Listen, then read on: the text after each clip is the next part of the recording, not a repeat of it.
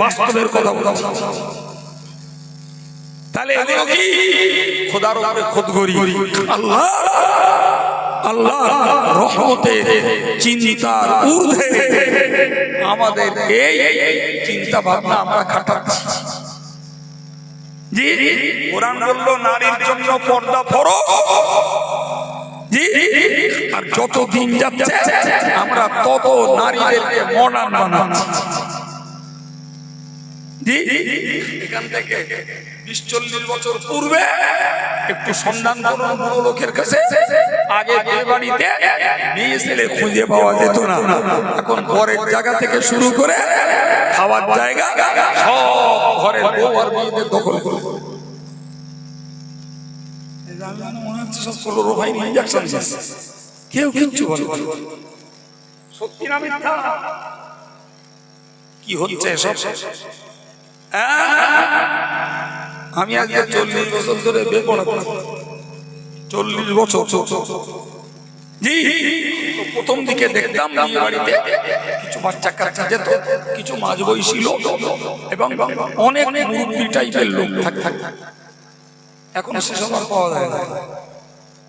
এখন যুবকগুলো যায়, জি, তারা ওদিকে কেউ ফুচকার দোকানে, কেউ গুটখার দোকানে, কেউ শান্তির দোকানে, জি ভাই, কেউ কেরাঙ্গার দোকানে, আর কেউ যাচ্ছে ওদিকে পকোড়া খেতে, কেউ যাচ্ছে সেলফি তুলতে। আর বেশ সময় ডাকলি নাক মশা রুমালটা ঠিক রেখে খাটাচ্ছে।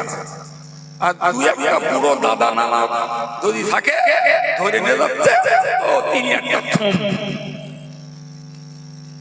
তার কিচ্ছু বলারও নি করারও নি, ওই রকম সেলফি তুলতেছে। জি, আর ওই রকম একদম নায়িকা বরের জায়গাও দখল করে বসে। যদিও আমি যেখানে পড়াই তো আমার সেখানকার লোকেরা জানে খুব একটা দখলদারি নেয় না। দুই একটা জায়গায় গিয়ে দেখি সে বর আছে আর বোনাই 2-3 জন আছে, আর বুড়ো টুড়ো কেউ নেই, বাকি 15-20টা মেয়ে ছেলে দখল করে বসছে। আমি তো পড়িয়ে নেব সব পড়িয়ে নিয়ে। আমি যখন বললাম ও কটারে ওখান থেকে সরাও, তারপর আমি ঢুকবো, যদি না সরে অন্য হুজুর খোঁজো, কেটা আসে দেখি বেপড়ে, আমি বাইরে বসে থাকি। তখন বললি কি বলে জানেন তো, এই মনসা খুব কি বলে বলে আমার কথা শুনছি ভাই। ও ভাই, কোরআন পর্দা করা ফরজ করেছে, আর যত দিন যাচ্ছে সমিতিতে মেয়ে ছেলে, গ্রুপ লোন মেয়ে ছেলে, ব্যাংকে মেয়ে ছেলে, 100 দিনের কাজে মেয়ে ছেলে, মরা বাড়ি মেয়ে ছেলে, জি, বিয়ে বাড়ি মেয়ে ছেলে, ছেলের মার্কেটে মেয়ে ছেলে, ঈদের মার্কেটে মেয়ে ছেলে।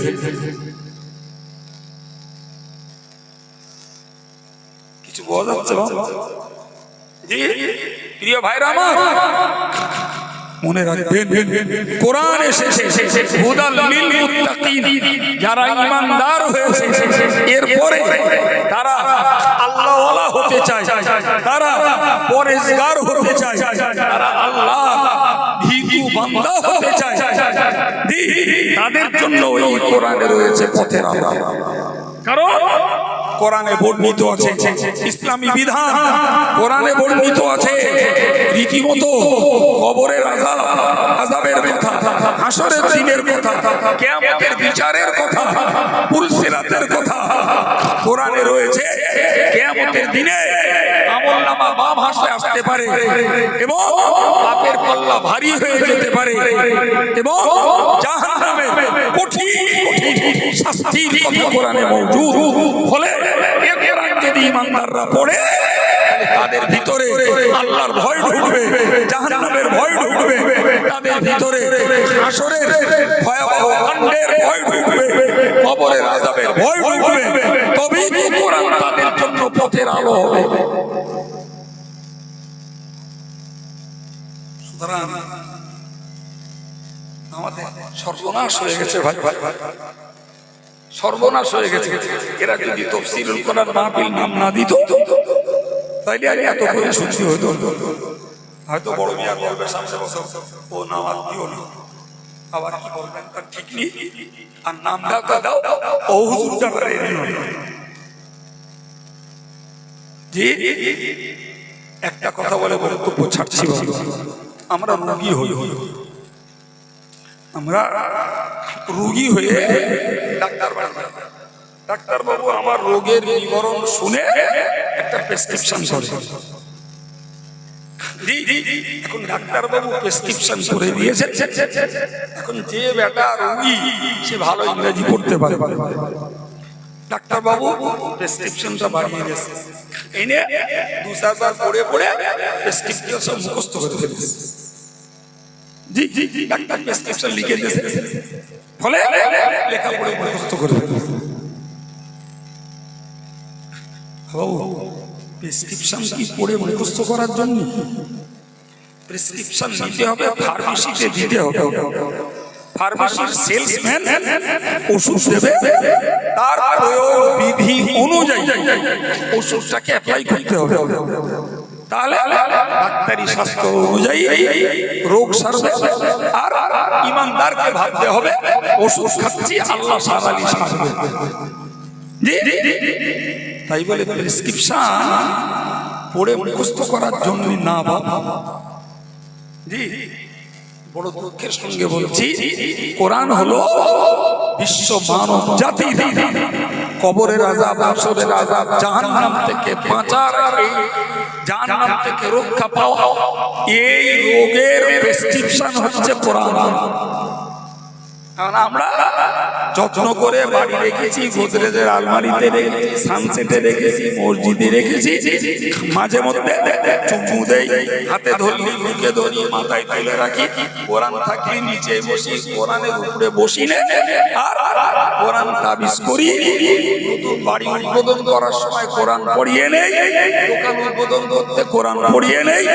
জি, এখন বলে কোরআন কি পৃথিবীতে তাবিজ করার জন্য, বাড়ি উদ্বোধনের জন্য, না দোকান উদ্বোধনের জন্য, না চুমু দেওয়ার জন্য, না এই প্রেসক্রিপশনটা পড়ে পড়ে শুধু মুখস্থ করার জন্য? এগুলো সব বোনাস পয়েন্ট, এগুলো অতিরিক্ত বাবা, এগুলো ভালো খারাপ না, কিন্তু মূলত ওই জন্য কোরআন আসে। কোরআন এসেছে কোরআনের পক্ষে জীবন গড়ো। জীবন গড়তে গেলে পড়তে হবে, মানে বুঝতে হবে। ভাই একবার বলেছি, আর একবার বলছি, আমাদের এই বাঙালি সমাজটার কপাল ভালো যে প্রথা পরিবেশ চালু আছে, কোরআন না পড়েও, কোরআনের ব্যাখ্যা না বুঝেও হজ নসিহতের ভিতর দিয়ে যথেষ্ট কোরআনের জ্ঞান আমাদের ঘরের ভাইদের, যুবকদের, এমনকি মায়েদেরও হয়ে যায় আলহামদুলিল্লাহ। এই সুযোগ ইউরোপে নেই, আফ্রিকায় নেই, মিয়ানমারে নেই, প্রিয় ভাইরা আমার, শ্রীলঙ্কায় এই সুযোগ নেই বাবা। এরপরে যদি আমার ঘরের ভাইয়েরা, প্রিয় যুবকেরা, পর্দার মায়েরা কোরআনের এই প্রেসক্রিপশনটাকে নিজেদের জীবনে কাজে না লাগায়, তাহলে বলো আল্লাহ পাকের কাছে সত্যি রাসূলুল্লাহ আমাদের বিরুদ্ধে মামলা দেবে, অন্য কেউ মামলা দেবে না, আমি দিতে যাব না। খোদ রাসূলুল্লাহ এই জাতীয় কোরআনকে যারা অবহেলিত, পরিত্যক্ত এবং আমল শূন্য করে রেখেছে, এদের বিরুদ্ধে খোদ রাসূলুল্লাহ মামলা দেবে আল্লাহর কাছে। বিচারক আল্লাহ, আর মামলা দেবেন বিশ্ব মহামানব, সুপারম্যান অফ দ্য ওয়ার্ল্ড, খোদ রাসূলুল্লাহ। আচ্ছা, ওই বিচারের রায় আসামির বিরুদ্ধে যাবে না তো আর কোথায় যাবে? যদি সেদিন আল্লাহর বিচারের রায় এদের বিরুদ্ধে যায়, তাহলে এর পরিণতি কোথায় বাবা? জ্ঞানী মানুষ আপনারা নিশ্চয়ই আর বলার দরকার নেই, চির জাহান্নাম তার কপাল পড়বে। ভাই আমার যা কাজ, এক মিনিট সময় পাও নষ্ট করা অভ্যাসের বাইরে, উঠেছি, আলোচনা শুরু করেছি, একদম পাক্কা 1.5 ঘন্টা পূর্ণ কোরআনের আয়াতকে নিয়ে কোরআনের তাফসীর শুনিয়েছি। আল্লাহ আমার ভাইদের, ছেলেদের মনোবৃত্তি, মহব্বত দান করে, অন্তত পক্ষে কোরআন নিজে না পড়তে পারি, ব্যাখ্যা না পড়তে পারি, আলেমদের কাছ থেকে যেগুলো শুনে শুনে কোরআনের বিষয় বুঝেছি সেইগুলো আমলে কায়েম করতে পারলে আজকের এই পরিবেশ আর এর পিছনে এক উচ্চ ছেলেদের মেহনত আর অনেকে আর্থিক সহযোগিতা সকলের জন্য নাজাতের ওসিলা হয়ে যাবে। বলুন ইনশাআল্লাহ। আসুন প্রিয় নবীর প্রতি সালাম। ইয়া নবী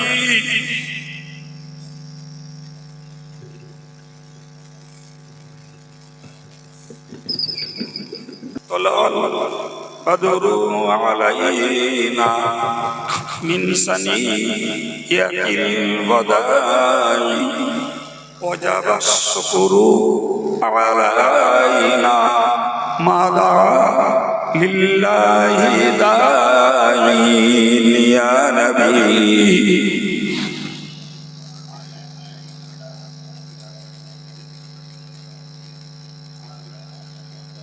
يا حبيب سلام عليك صلوات जब नबी पैदा हुए थे सब मलाक बर पैरे खड़े थे रब्बी सल्लिम पढ़ रहे थे बादब यूं कह रहे थे या नबी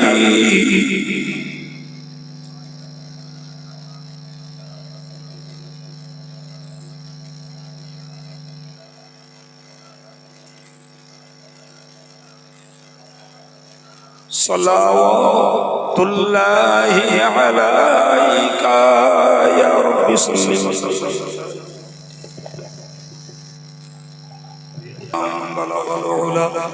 बिकमालिही कशफ दुजा बिजमालिही हसनत जमीउ खिसालिही सल्लु अलैहि व आलिहि अल्लाहुम्मा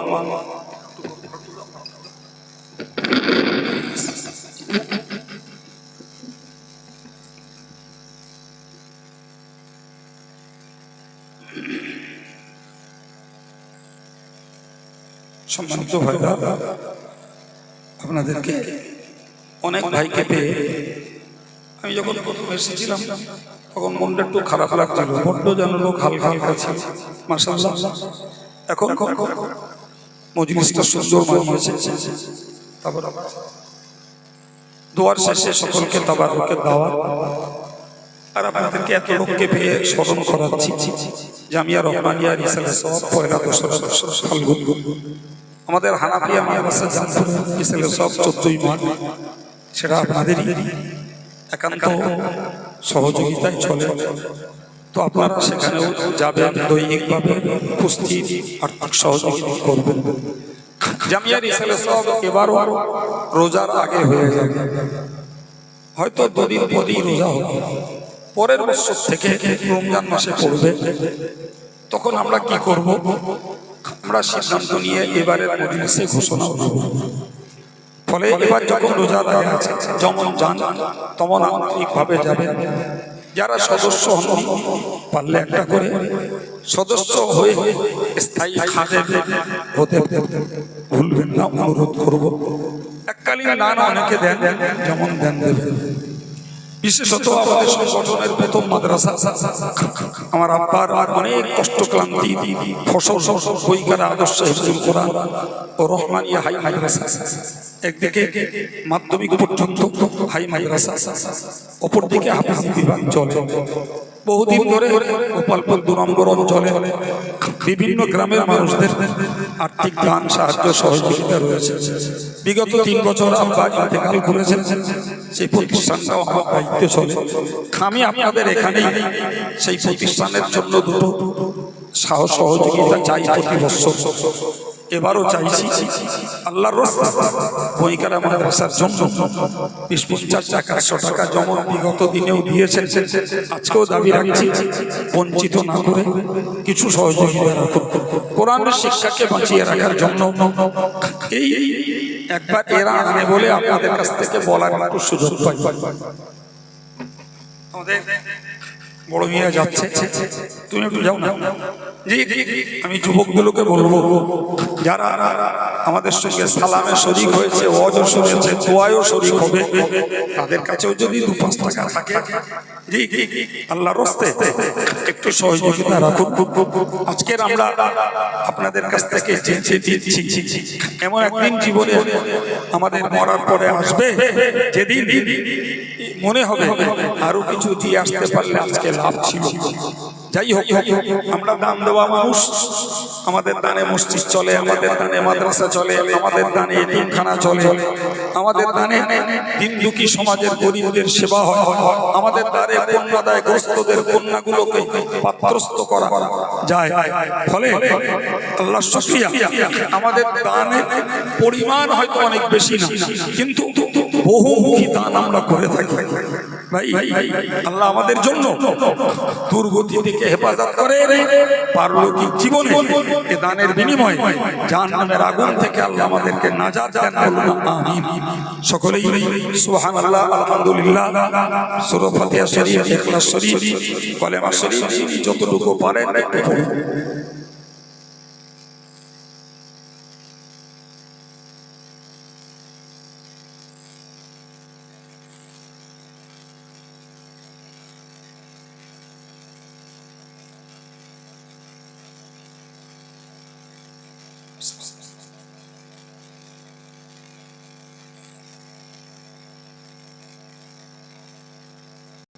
প্রিয় যুবকেরা, সবার কাছে সুপরিচিত বড় মিয়া বলি তো, উনি জামিয়ার সদস্য করেন এবং অনলাইনে সদস্য হয়ে যায়, পেমেন্টও অনলাইনেও দেওয়া যায়। তো আমি বিষয়টা জানিয়ে দিলাম, সদস্য হওয়ার কারণ বললাম, মন দিলে বড় মিয়াকে বলবেন উনি সদস্য করে দেবেন। এখানে করেই ক্লিক করবেন, সোজা জামিয়ার কম্পিউটারে ঢুকে যাবে। এই ঘোষণাটাও আমাদের কাছে একবার দরুদ শরীফ, আল্লাহুম্মা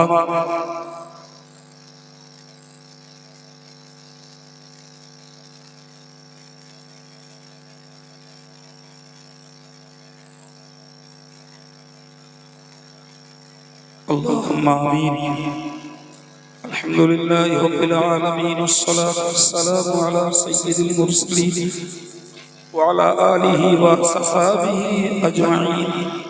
ربنا ظلمنا أنفسنا وإن لم تغفر لنا وترحمنا لنكونن من الخاسرين. ربنا فاغفر لنا ذنوبنا وكفر عنا سيئاتنا وتوفنا مع الأبرار. মেহেরবান আল্লাহ, আমরা তোমার গুনাহগার বান্দা, গুনার জন্য তোমার কাছে ক্ষমা চাইছি। আল্লাহ, কোরআনের মজলিস কায়েম করার পরিশেষে আমাদের হাত ওঠানোর বিনিময়ে আমাদের সকলের জীবনের সমূহ গুনাহকে মাফ করে দাও রব্বুল আলামিন। আমাদের পরিবারের যারা এই দোয়ায় শরীক নেই তাদেরকেও ক্ষমা করে দাও।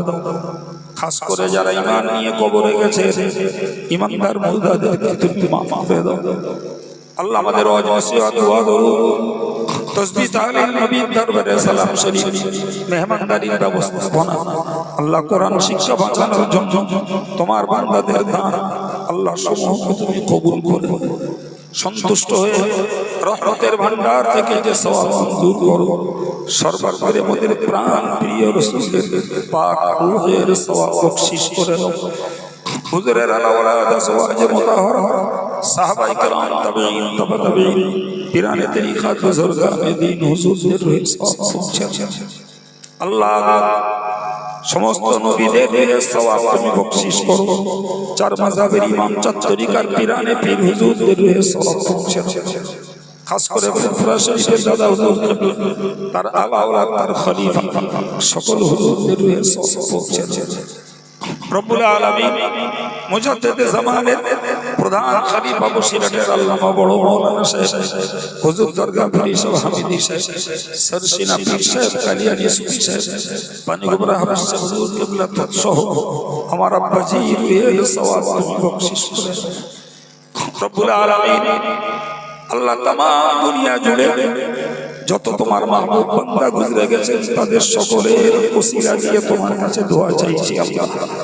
আমাদের আব্বা মা দাদা দাদি নানা নানি ভাই বোন বিবি বাচ্চা কারোর স্বামী কারোর স্ত্রী আল্লাহ যার যা আপনজন কবরে চলে গেছে আল্লাহ তাদের জিন্দেগির গুনাহকে মাফ করে দিয়ে এর সওয়াব তুমি তাদের হয়ে বকশিশ করো আল্লাহ এই মাহফিল কায়েম করতে যে যারা পয়সা দিয়েছেন সময় দিয়েছেন আল্লাহ শ্রম দিয়েছেন তাদের সকলের মুর্দাদের জন্য এ দোয়াকে নাজাতের ওসিলা বানিয়ে দাও তাদের রুহের সওয়াব বকশিশ করে রূহগুলোকে তুমি ইল্লিনে জায়গা দাও রব্বুল আলামিন আল্লাহ যতদিন আমাদেরকে বাঁচিয়ে রাখো মরতে আমাদেরও হবে মওতের পূর্বে তুমি তওবার তৌফিক নসিব করিও মেহেরবান আল্লাহ মেহেরবানি করে গুনাহ থাকতে আমাদের মরণের ডাক দিও না মওতের সময় কলেমা জারি অবস্থায় মওতকে নসিব করিও যতদিন বাঁচিয়ে রাখো খাঁটি সুন্নতুল জামাতের আকীদার উপরে হক হালাল পথে তুমি বাঁচতে দাও বিপদ দিলে ধৈর্য দাও মুক্তি দাও রোগ দিলে আল্লাহ তুমি সুস্থতা দাও আল্লাহ আল্লাহ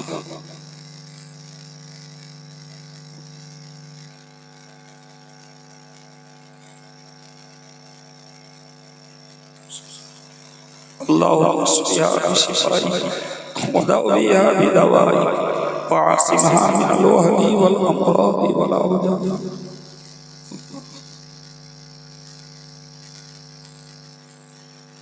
রব্বুল আলামিন আমার ভাইরা মায়েরা যুবকেরা যারা হাত উঠিয়েছেন আল্লাহ সকলের দুনিয়া আখিরাতের নেক উদ্দেশ্যকে তুমি কবুল করো বদ উদ্দেশ্যকে অন্তর থেকে সাফ করে দাও সকলের জীবনযাত্রার মানকে বাড়িয়ে দাও হালাল রুজি রোজগারে বরকত দান করো সর্বোপরি আল্লাহ কলেমার ভাই বোনেদের আল্লাহ স্বদেশ বিদেশের রাতে দিনে আল্লাহ তুমি মেহেরবানি করে তাদের জান মাল এবং ইজ্জতের হেফাজত করো খাস করে আল্লাহ কলেমার ভাই বোনেদের নাগরিকত্বকে তুমি দয়া করে কায়েম করে দাও আল্লাহ অশুভ শক্তির অশুভ চক্রান্ত থেকে আল্লাহ তুমি আমাদেরকে দয়া করে হেফাজত করে দাও আল্লাহ